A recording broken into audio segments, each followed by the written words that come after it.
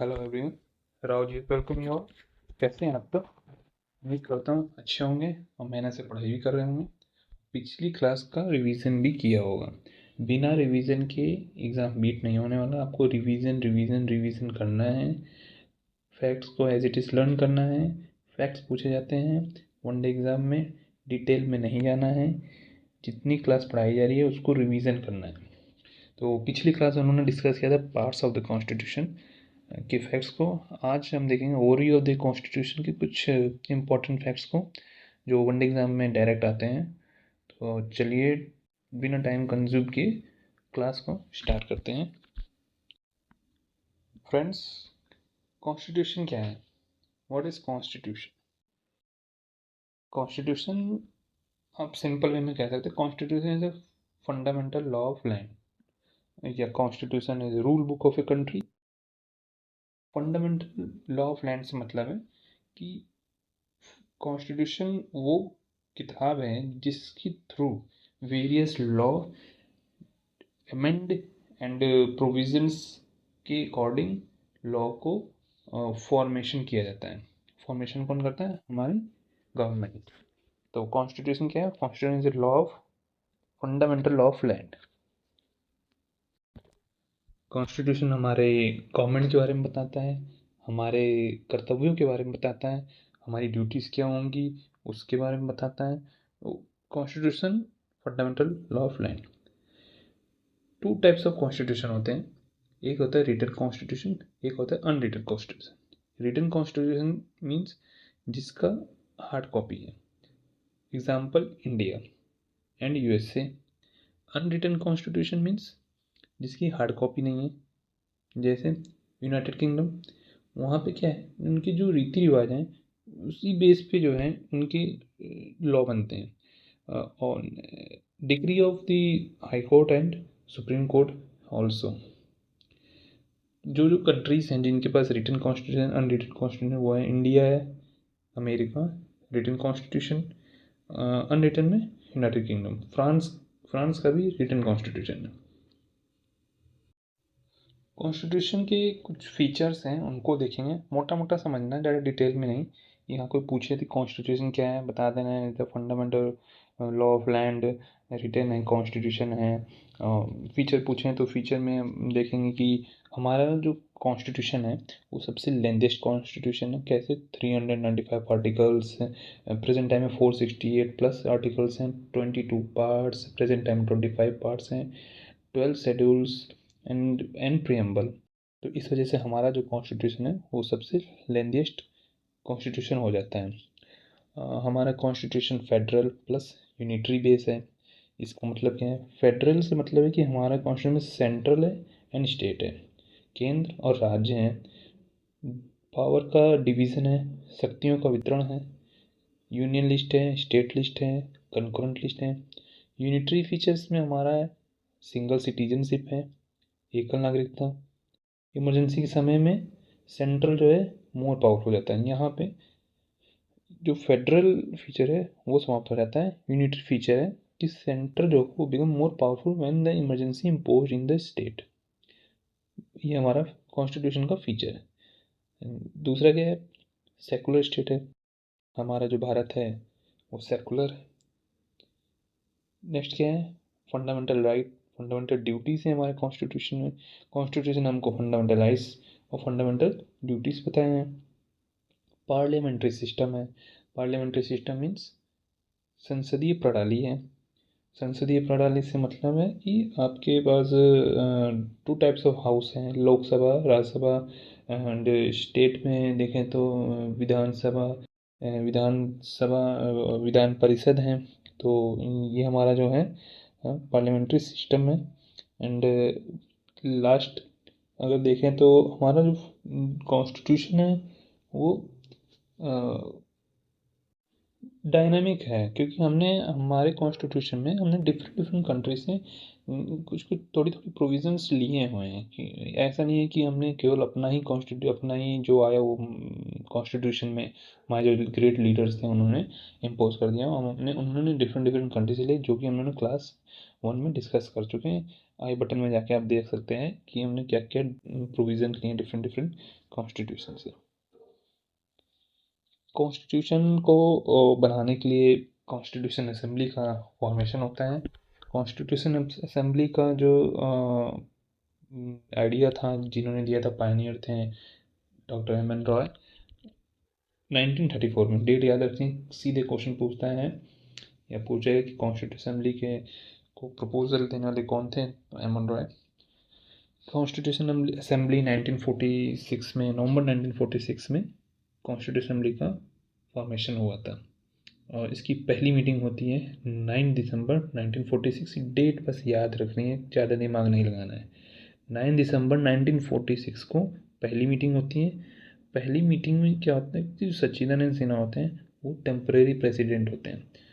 Doctor Rajendra Prasad ने कई बार question पूछा है, बच्चों गलती कर देते हैं, डॉक्टर राजेंद्र प्रसाद लगा देते हैं। डॉक्टर राजेंद्र प्रसाद 11 दिसंबर 1946 को जो दूसरी मीटिंग होती है उसमें प्रेसिडेंट होते हैं। 13 दिसंबर 1946 में पंडित जवाहरलाल नेहरू, क्या इंपॉर्टेंट क्या है, मीटिंग्स तो कई सारी हुई थी, 11 सेशन चला था, लेकिन जो इंपॉर्टेंट सेशन है वही हमें पढ़ना है जो एग्जाम में पूछा है। 13 दिसंबर 1946 को पंडित जवाहरलाल नेहरू ने ऑब्जेक्टिव रेजोल्यूशन पास किया था, जो कि आगे चल के यही हमारा प्रीएम्बल बना था। ऑब्जेक्टिव रेजोल्यूशन को पास कब किया गया? 13 दिसंबर 1946 को अडॉप्ट किया गया 22 जनवरी 1947। तो ये डेट्स याद रखनी है आपको, इम्पॉर्टेंट डेट है। हमारे कॉन्स्टिट्यूशन के अडॉप्शन के साथ साथ और भी बहुत सी चीज़ें अडॉप्ट की गई थी, उनको देख लेते हैं। 22 जुलाई 1947 को हमारा नेशनल फ्लैग, जो कि डिज़ाइन किया गया था पिंगली वेंकैया के द्वारा, उसको अडॉप्ट किया गया था। नेशनल फ्लैग के बारे में थोड़ी सी फैक्ट्स और देखेंगे। इनमें से सैफरॉन, वाइट, ग्रीन, जो कलर है, सैफरॉन क्या है तो टॉप पे है, जिसको करेज एंड सेक्रीफाइस का सिंबल कहा जाता है। वाइट को पीस एंड ट्रूथ का, और ग्रीन को जो बॉटम में होता है ना, वो फेथ एंड प्रॉस्पेरिटी का। एक अशोक चक्र होता है, बीच में 24 स्पोक होते हैं नेवी ब्लू में। फ्रेंड, ये सब सब जितने ये बता रहा हूँ ना, इनको याद करना है। इसमें ये नहीं सोचना कि ये तो हमें पता है क्या नहीं। एग्ज़ाम में सीधे ये भी पूछा है कि रेशियो क्या है हमारे नेशनल फ्लैग का। क्या रेशियो है? 3:2। नेशनल फ्लैग कब अडॉप्ट हुआ तो बता दिया, 22 जुलाई 1947। इंपॉर्टेंट है, याद रखिएगा। एक और डेट है जिसको याद रखना, 24 जनवरी 1915। इसी 24 जनवरी 1950 को क्या हुआ था कि नेशनल एंथम जो है हमारा, वो जो है उसको अडॉप्ट किया गया था। नेशनल सॉन्ग को भी अडॉप्ट किया गया था 24 जनवरी 1950। एंड 24 जनवरी 1950 को ही हमारे first president doctor Rajendra Prasad वो इलेक्ट किए गए थे। नेशनल सॉन्ग को किसने रिटर्न किया था? Bankim Chandra Chattopadhyay. Most important question है, सीधे डायरेक्ट एग्जाम में पूछा जाता है। वंदे मातरम रिटन बाय, और नीचे ऑप्शन होंगे। National anthem Rabindranath Tagore. जो हमारा जो नेशनल सॉन्ग है वंदे मातरम, उसको वो फर्स्ट टाइम पब्लिश हुआ था कब? आनंद मठ 1882। तो ये डेट याद रखनी है आपको। फर्स्ट बाकी तो याद हो जाएगा सब। कॉन्स्टिट्यूशन असेंबली के कितने सीज़न हुए थे, ये भी क्वेश्चन आता है। कॉन्स्टिट्यूशन असेंबली के 11 सीज़न हुए थे, इनको याद रखना है। हमारे कॉन्स्टिट्यूशन को बनने में कितना समय लगा सबको पता है, रिवाइज कर लीजिए। 2 ईयर 11 मंथ एंड 18 डेज। अब तो कॉन्स्टिट्यूशन असेंबली थी, उसमें कई सारी कमेटीज़ थी। कमेटीज़ क्या थी कि एक मेजर कमेटी थी, माइनर कमेटी थी। मेजर कमेटी में सब नहीं देखना है हमको, मोटा मोटा याद रखिए कि मेजर कमेटी में 8 कमेटीज़ थी और माइनर में 13 कमेटीज़ थी। मेजर का जो इम्पोर्टेंट है वो है, मोस्ट इम्पॉर्टेंट है वो ड्राफ्टिंग कमेटी। ड्राफ्टिंग कमेटी का जो गठन होता है, फॉर्मेशन, वो 29 अगस्त 1947 को होता है, जिसमें 7 मेंबर होते हैं। Doctor B.R. अम्बेडकर जो है, जिनको क्या चेयरमैन बनाया जाता है। बाकी नाम आपको याद रखने, 7 मेंबर है ये याद रखिए, ये भी क्वेश्चन पूछा जाता है। How many members are in drafting committee set up on 29 August 1947? 7 member, और चेयरमैन कौन है? Doctor B.R. अम्बेडकर। बाकी नाम आप ऐसे याद कर लो कि कृष्ण के प्रवचन हैं, जैसे गोपाल स्वामी अयंगर, गोपाल है, अल्लादी कृष्ण स्वामी अय्यर, के मुंशी, माधव राव, कृष्णमाचारी और केवल एक मुस्लिम मेंबर थे, उनका नाम था सैयद मोहम्मद सादुल्ला। तो ऐसे याद रखना है। क्वेश्चन पूछा जाता है कि who was the Muslim candidate in the drafting committee, option दिया रहता है तो आपको मोहम्मद सादुल्ला याद रखना है। हमारा जो प्यारा संविधान है वो कब अडॉप्ट किया गया था? वो अडॉप्ट किया गया था 26 नवंबर 1949। और ये डेट कहाँ मेंशन है? ये हमारे प्रीएम्बल में। जब प्रीएम्बल पढ़ेंगे तो उसमें और डिटेल से पढ़ेंगे। हमारा जब संविधान अडॉप्ट किया गया था 26 नवंबर 1949 को, तब हमारे संविधान में क्या क्या था?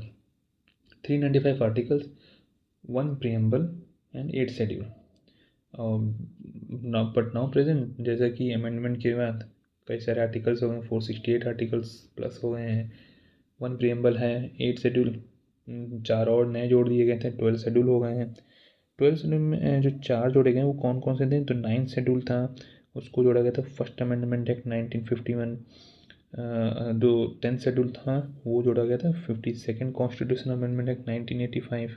11th शेड्यूल था उसको 73rd कॉन्स्टिट्यूशन अमेंडमेंट एक्ट 1992 के थ्रू जोड़ा गया था। 12th शेड्यूल था वो 74 कॉन्स्टिट्यूशन अमेंडमेंट एक्ट 1992। ये जितने जो अमेंडमेंट है ना, इनको याद रखिएगा। ये भी एकदम डायरेक्ट ही पूछे जाते हैं वनडे एग्जाम में कि 12th शेड्यूल कौन से कॉन्स्टिट्यूशन अमेंडमेंट एक्ट के थ्रू जोड़ा गया था। तो आपको याद रखना है कि 74 कॉन्स्टिट्यूशनल अमेंडमेंट एक्ट 1992। अब ये जब अमेंडमेंट वाला जब पार्ट हम लोग पढ़ेंगे ना, तो उसमें डिटेल से पढ़ेंगे कि ये जितने भी अमेंडमेंट इसमें उसके प्रोविजंस क्या क्या हैं। तो अभी मोटा मोटा याद रखना कि हाँ कॉन्स्टिट्यूशन अमेंडमेंट है, तो ये याद रखना है आपको।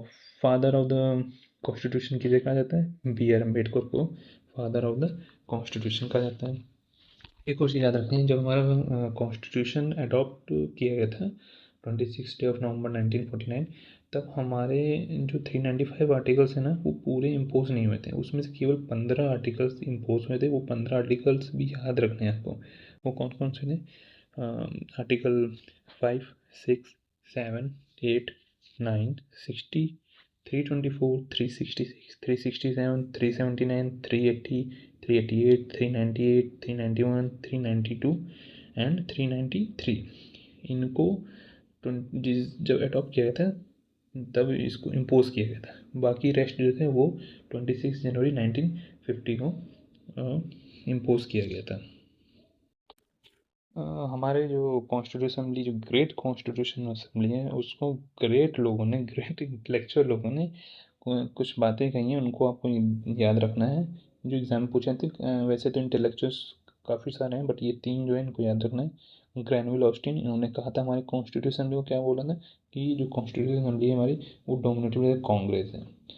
विस्कॉन साइमन ने क्या बोलता है कि constitution assembly is a body of Hindus. Naziruddin Ahmad ji ने क्या बोला था कि कॉन्स्टिट्यूशन जो असेंबली का जो मेजर कमेटी की जो ड्राफ्टिंग कमेटी है, उसको बोला था कि ये ड्रिफ्टिंग कमेटी है। अब जब हमारा कॉन्स्टिट्यूशन बन के तैयार हो गया, अडॉप्ट हो गया, तो इसमें कुछ इंपॉर्टेंट कुछ फैक्ट्स और हैं जिनको आपको याद रखना है कि जो हमारा कॉन्स्टिट्यूशन असेंबली का जो सिंबल था वो एलिफेंट को अडॉप्ट किया गया था। कुछ इंटेलेक्चुअल्स के नाम है, उनको भी आपको याद रखना है। B.N. राव, ये कहते हैं, इनको अपॉइंट किया गया था कॉन्स्टिट्यूशन एडवाइज़र। तो द कॉन्स्टिट्यूशन, तो ये कहते हैं एडवाइज़र थे। H.V.R. एंगर सेक्रेटरी थे कॉन्स्टिट्यूशन असेंबली के। S.N. मुखर्जी, ये चीफ ड्राफ्ट्समैन थे of the constitution in the constitution assembly. Prem Behari Narain Raizada, ये क्या थे? कैलीग्राफर थे of the Indian constitution. Original constitution इन्होंने लिखा है। एंड ब्यूटिफिकेशन, जो इसमें इमेजेस वगैरह या डेकोरेट करना, वो किसने किया था? वो किया था शांति निकेतन के 2 इंटेलेक्चुअल्स ने, नंदलाल बोस एंड बिहार रामविनर सिन्हा। तो कैलीग्राफी थी जो हिंदी वर्जन की थी कॉन्स्टिट्यूशन की, वो किसने किया था? वसंत कुमार वैद्य। तो ये जो नाम है ना, ये लर्न करना है, याद रखना है आपको। ये भी क्वेश्चन कई बार पूछा जाता है। प्रेम बिहारी नारायण का रह का पूछा जाता है कि ओरिजिनल कॉन्स्टिट्यूशन के कैलीग्राफर कौन थे, तो ऑप्शन रहता है, तो आपको प्रेम बिहारी नारायण रह याद रखना है।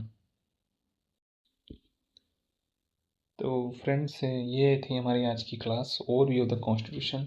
लगभग सारे फैक्ट्स को हमने देख लिए हैं। आप ना काम करना, लूसेंट की बुक लेना, उसमें भी आपको इतने फैक्ट्स नहीं मिलेंगे जितना हम लोगों ने ये 15 वाली क्लास ना उसमें देख लिए हैं। तो आपको क्लास रिवाइज करिए एंड जो क्वेश्चन जो मैं लास्ट में देता हूँ उसको करिए। कोई भी क्यूरी हो कमेंट बॉक्स में मुझसे पूछिए।